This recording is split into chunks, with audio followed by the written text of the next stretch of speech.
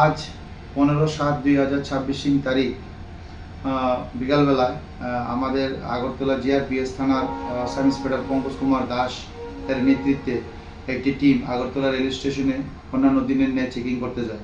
তখন তারা লক্ষ্য করে যে একটি ছেলে একটি ব্যাগ নিয়ে সাসপিশিয়াসলি আগরতলা রেল স্টেশন থেকে বেরোনোর চেষ্টা করছে।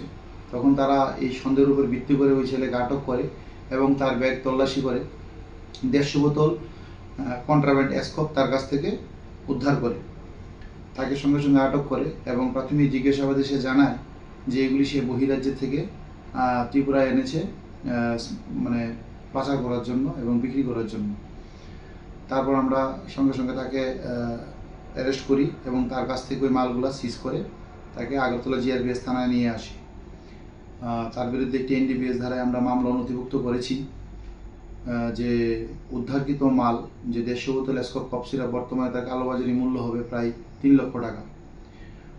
তার ইন্টারোগেশন চলছে কার সাহায্যে এবং তার অন্যান্য কোন কোন অ্যাসোসিয়েটদের সাহায্যে সে এগুলা এখানে এনেছে এবং কার সাহায্যে এগুলা কোথায় পাচার করবে সেগুলো আমরা বের করার চেষ্টা করব এবং কালকে আমরা ওকে মাননীয় আদালতে প্রেরণ করব।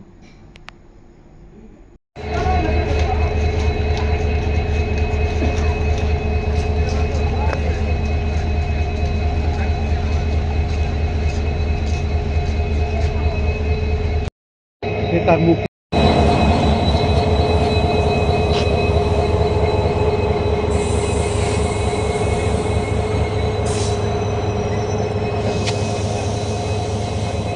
আমরা একটু সুতা করেন না